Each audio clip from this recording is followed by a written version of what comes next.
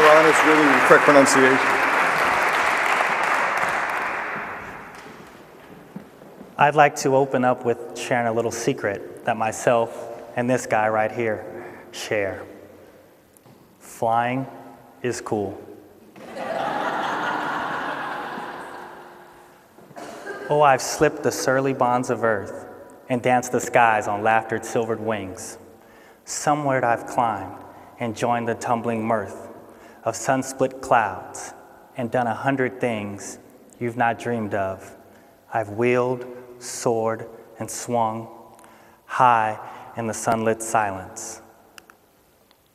Hovering there, I've chased the shouting winds along. I flung my craft through footless halls of air.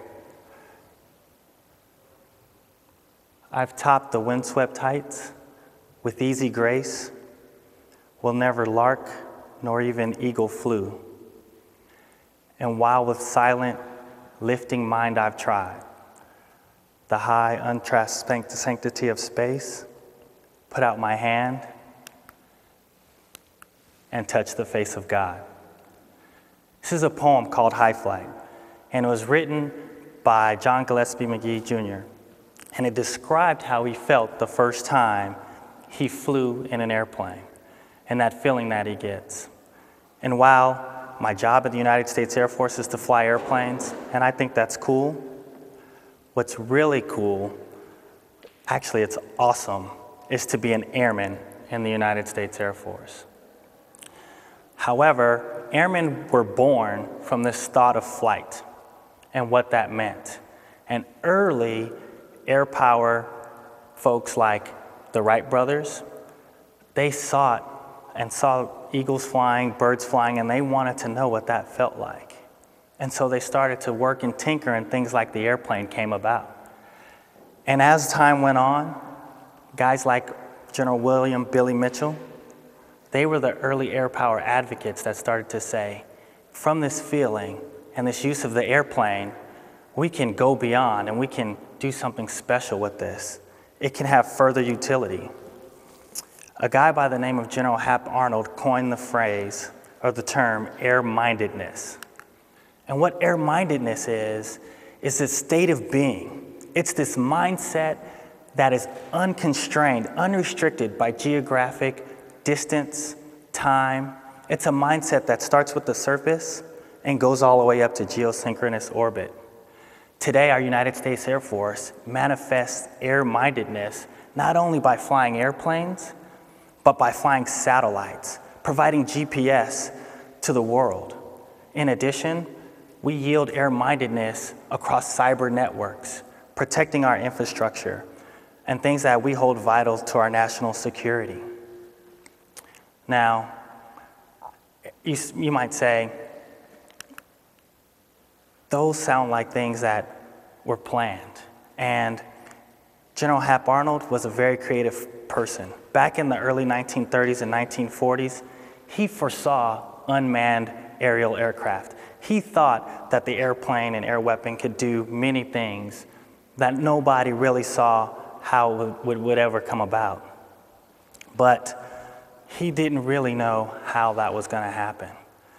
Along with General Hap Arnold, right down the road at Maxwell Field then, there was a place called the Air Corps Tactical School. At the Air Corps Tactical School, young airmen were working on ways to leverage the airplane in combat, coming up with new tactics, developing new innovative ways that they could go out and use this airplane in particularly the coming wars. In addition to that, Air University, or Air Corps Tactical School, over time has turned into what we now know as Air University. And we call it the intellectual center of the Air Force. And that's where folks go now today to work on and develop new ways to develop how air, space, and cyberspace power is going to be brought to bear across the world. You know, it's funny, Alabama has this history, especially here in Montgomery. If you think about just not too far up the road in Tuskegee, the Tuskegee Airmen embodied this air-mindedness. These group of individuals who wanted to go out and serve their country in aerial combat. they embodied this air-mindedness that is unconstrained by the circumstances that was going on in their time. Segregation, not to mention the rigorous training that they had to go through to become pilots, but it didn't stop them. And if you kind of think about it, there's a little bit of air-mindedness in each and every one of us. Not too long after the Tuskegee Airmen, folks who fought the civil rights battles right here in Montgomery embodied this kind of notion of air-mindedness, that they were unrestricted by their circumstances. They were willing to put themselves out there and do something and find ways to overcome that had never been thought of before. And so you have air-mindedness, and it's kind of linked to this innovation. But what is the key? What is the key that unlocks that? Maya Angelou describes courage as the most essential virtue. For without courage, you can't practice any other virtue consistently. Think about those early air power theorists like Billy Mitchell and Hap Arnold. They had the courage to go out in airplanes and try and do new different things and come up with this different innovation. We fast forward to the Tuskegee Airmen. It's the same thing. They had the courage to go out and try and conquer and then become war heroes. The civil rights movement embodied that same courage to go out and try and make a change in their community. And now today, we see the fruits of that courage and how our Air Force goes to war today.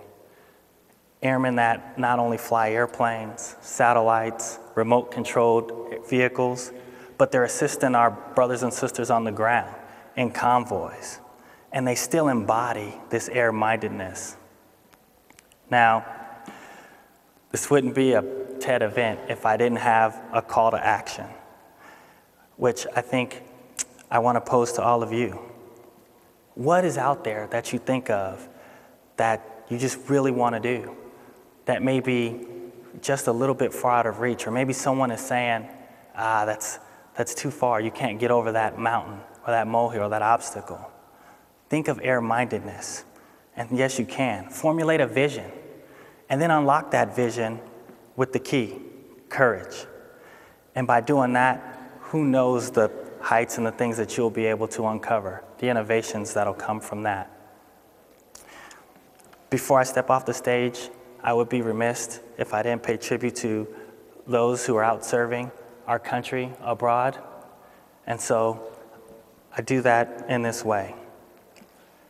We toast our faithful comrades, now fallen from the skies, and gently caught by God's own hand to be with him on high, to dwell among the soaring clouds they knew so well before, from dawn patrol to victory roll at heaven's very door.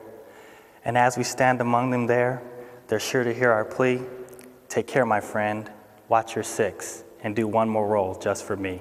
Thank you.